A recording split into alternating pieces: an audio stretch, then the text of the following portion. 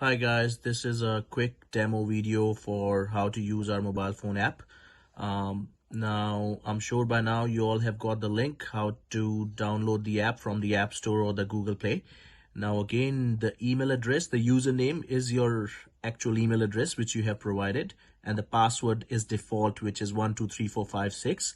Once you log in, you can change your password in the account settings, but I'm just gonna quickly sign in.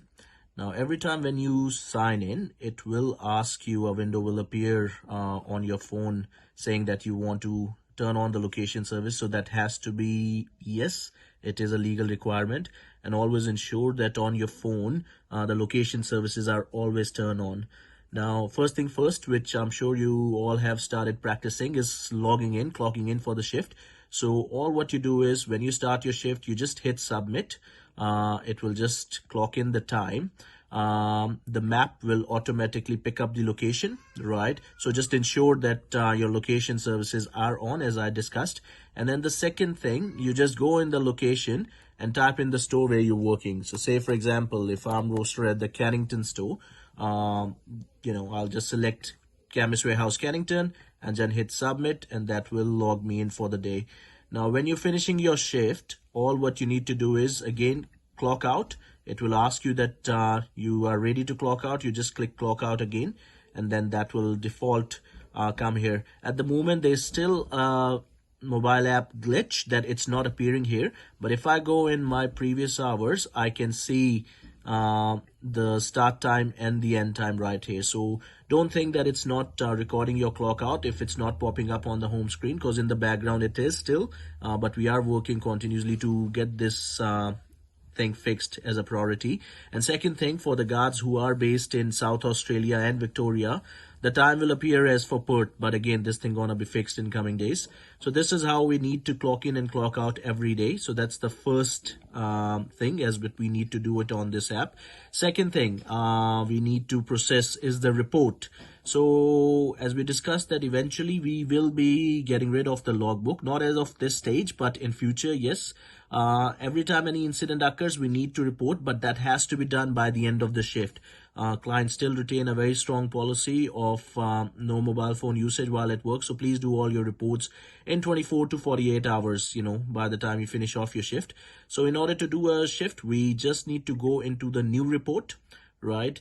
Now you just select the name. So you can select my name. Now the location of the incident has to be the exact address. So say, for example, if I'm working at the Cannington, so I type in 1345 Albany Highway, and then the Google map should automatically pick up that location. So see how it came up here. Similarly, which store you're working, you need to know the exact address. You type in here, it will pick up itself.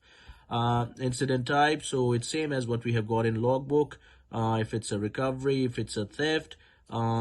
Now keep in mind all those major incidents, which are any big robbery more than $500, any apprehension, any evacuation, any assault, that has to be immediately reported to myself or your manager as a priority. Moving forward, just fill up as much as details as you can. So say approximate age, approximate height, the build. So your priority should be, when you're doing it, just try to do or fill as many options as you can. Now, if you are unaware or unsure about any option, just write not applicable, but option like these should be filled up if you know the point of interest. Select the sex, any distinguish option, say for example a tattoo on so just these kind of options you need to select.